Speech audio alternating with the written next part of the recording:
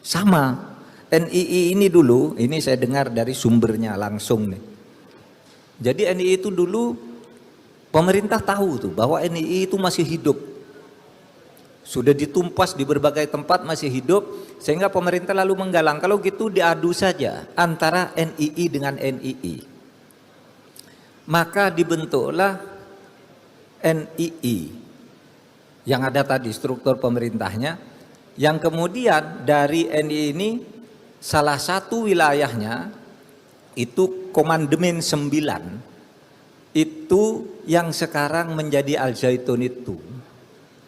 Jadi sebenarnya itu bentukan pemerintah pada waktu itu, tapi sesudah kalau apa kira-kira kalau pakai sholawatnya orang NU itu mengadu NII dengan NII itu sama dengan sholawat asgil itu. Wa asgilidz dzalimin bidzalimin. NII adu aja sama NII kan hancur sendiri, kira-kira begitu. Nah, itu adalah kreasi Kiai Hasyim Asy'ari pada bulan Februari yang kemudian diwujudkan pada bulan Juli tahun 45. Nah, saudara, dengan demikian kalangan pesantren dan umat Islam itu telah memberi sumbangan besar terhadap bangsa ini ketika akan merdeka dan menyiapkan kader-kader bangsa. Nah, tetapi karena politik pendidikan yang ditinggalkan oleh pemerintah Hindia Belanda yang diskriminatif atau fobi, apa yang dikenal sebagai Islamofobi gitu, maka pada waktu itu sesudah Indonesia merdeka banyak sekali pejuang-pejuang dari kalangan pesantren, dari kalangan umat Islam, anak-anak muda Islam, tokoh-tokoh Islam itu tidak tertampung di tugas-tugas pemerintahan dari negara yang baru ini. Nah, pondok pesantren ini kemudian kembali ke pesantren untuk mendidik lagi anak-anak muda Islam. Tetapi ada juga yang marah. Kami yang berjuang, kok kami tidak bisa menjadi tentara, tidak bisa menjadi kolonel, tidak bisa menjadi kopral, tidak bisa duduk di kantor-kantor pemerintahan. Kenapa? Karena tidak ada ijazahnya. Kenapa tidak ada ijazah? Karena zaman penjajahan orang Islam itu diisolasi, tidak boleh sekolah. Ya sekolahnya paling SD gitu. Nah disitulah kemudian yang marah-marah seperti Kartosuwiryo itu lalu mendirikan Darul Islam, yang kemudian bersambung menjadi perjuangan untuk mendirikan negara Islam Indonesia, yang kemudian ini terus masih ada ekor-ekornya sampai sekarang, sehingga ada ribut-ribut soal Panji Gumilang sekarang ini. Iya, itu sejarahnya dari situ. Jadi Panji Gumilang ini, saudara sekalian, dulu induknya adalah negara Islam Indonesia.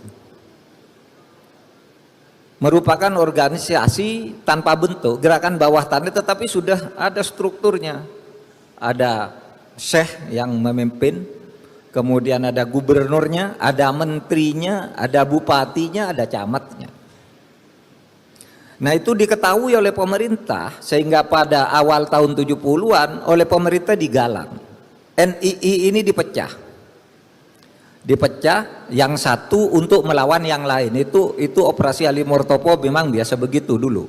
Dulu ada komando jihad, ada orang dipancing untuk berkumpul, lalu disuruh membuat resolusi, disuruh buat pernyataan keras, lalu sudah itu ditangkap, lalu dicitrakan ada komando jihad. Sama, NII ini dulu, ini saya dengar dari sumbernya langsung nih. Jadi NII itu dulu pemerintah tahu tuh bahwa NII itu masih hidup. Sudah ditumpas di berbagai tempat masih hidup, sehingga pemerintah lalu menggalang, kalau gitu diadu saja antara NII dengan NII. Maka dibentuklah NII yang ada tadi struktur pemerintahnya, yang kemudian dari NII ini salah satu wilayahnya itu Komandemen 9 itu yang sekarang menjadi Al Zaitun itu. Jadi sebenarnya itu bentukan pemerintah pada waktu itu, tapi sesudah kalau kira-kira kalau pakai sholawatnya orang NU itu mengadu NII dengan NII itu sama dengan sholawat asgil itu. Wa asgilidz dzalimin bidzalimin. NII adu aja sama NII kan hancur sendiri, kira-kira begitu. Nah, saudara, kemudian sesudah merasa nyaman dengan pemerintah, merasa aman, kemudian Panji Gumilang ini memecahkan diri, menampilkan sosok Al Zaitun yang seperti sekarang itu, tapi di balik ini latar belakang sejarahnya dan pengikut-pengikutnya itu masih banyak yang memang ideologinya NII. Nah, oleh sebab itu kalau saudara bertanya kepada saya, mau diapakan Al Zaitun itu? Ada yang mengatakan, Pak, dibubarkan saja Pak itu berbahaya. Saudara, sampai sekarang pemerintah itu tidak pernah membubarkan pesantren. Dan saya berpikir kita jangan membuat presiden untuk membubarkan pesantren. Yang dari pemerintah itu kita laporan tindak pidana saja. Kalau majelis ulama itu melaporkan penistaan agama, itu bukan pemerintah yang melaporkan. Kalau kita tindak pidana pencucian uang, pengumpulan uang diduga secara ilegal menurut saksi-saksi dan pelakunya, yang itu kemudian disamarkan seakan-akan menjadi uang halal. Saudara, pesantren Al Zaitun dengan Raden Panji Gumilang itu mempunyai 360 rekening bank. 145 rekening kami bekukan 2 hari yang lalu karena dugaan pencucian uang. Ada uang-uang masuk ke situ sangat mencurigakan dan dikeluarkan juga secara sangat mencurigakan. Kemarin kami menemukan 295 sertifikat tanah hak milik SHM. 295 yang SHM-nya atas nama Panji Gumilang, anak dan istrinya. Kita telisik ini dulu. Ini jangan-jangan pencucian uang. Dan kita sudah sampaikan ke polisi. Kita tidak akan menindak pesantrennya, tapi kita akan menindak orangnya dalam tindak pidana. Pertama apa? Kalau pencucian uang, dana bos masuk ke rekening itu, mula-mula masuk ke institusi lalu berpindah ke orang tanpa pertanggungjawaban yang jelas menurut administrasi.